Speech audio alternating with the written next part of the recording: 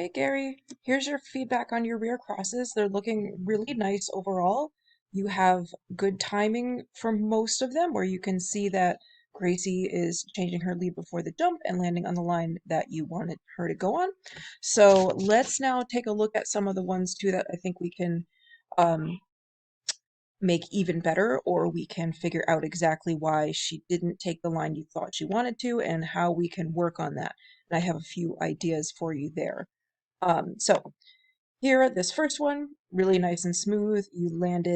She landed parallel to you, took the line that you wanted her to take, so really good. The timing was correct as to when you crossed behind her, so she knew exactly where she was going. And I like how she's driving ahead of you and taking the jump in these. Now that one, if we look at that one again, I think you'll see, I'm gonna back up the video a little bit, that when she lands that one, she has to make a little bit of a correction in her line just because you crossed behind her a tad on the later side. So you can watch again there and see right there.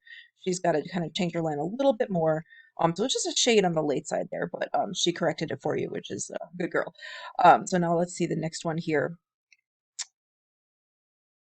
Good connection and driving forward. And now you see that she landed quite nicely, already facing the direction that you wanted her to go. So there you fix the timing. So that's really good. Let's see this next one. Yes, good. So nice again, parallel line. She landed facing the jump you wanted. So you're doing the rear cross in the correct place and crossing behind her before she takes off. So she's knowing where she needs to go. Now on this one, yeah, she took that one. I think that you were a little bit off of further off her line and she still took it. So that's good that she's looking for those obstacles. Now on this last one, she's actually correct there. So we'll back it up and see if we can find that spot here. Yeah, there's that one. Good.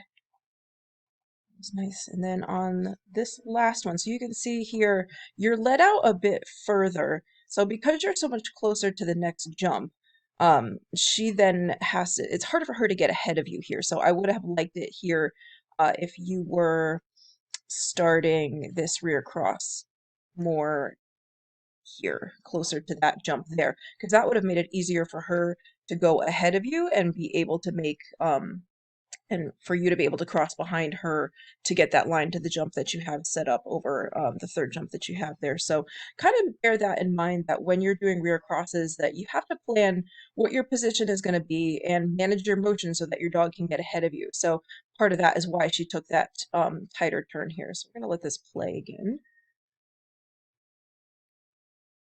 Hang on 1 second. There we go.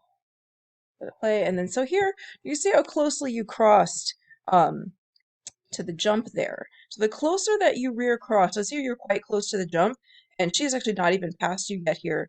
Um, so that's part of why she took such a tight line, is that the closer that you cross, so she ended up turning here, and I think you kind of wanted her to go that way, but the line she took is the correct line. So the closer that you cross behind the dog, the closer you are to the jump itself, the tighter of a rear cross you're going to get. So she actually read that really nicely. And so that would have been a good time to reward her there.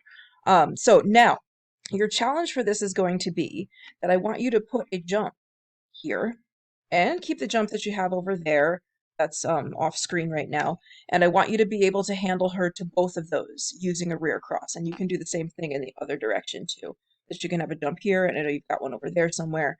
So that you know exactly what you need to do in order to get those more kind of tight 90-degree lines, and then the longer ones as well, the kind of softer rear crosses. So that's your next assignment, meanwhile, before I post the next thing that we're going to be doing as a group.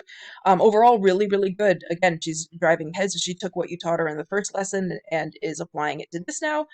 So that's good, and your handling elements overall are really good. You have connection, for most of these rear crosses, like I said, you cross behind her in a timely fashion. Your chest laser is pointing to the landing, so that's all looking really nice and smooth. So now let's take it to the next level by making sure that you know how to set those different lines when you want to. So remember, closer to the jump means a tighter rear cross, and if you cross behind her further back in that area, then you'll get a softer line.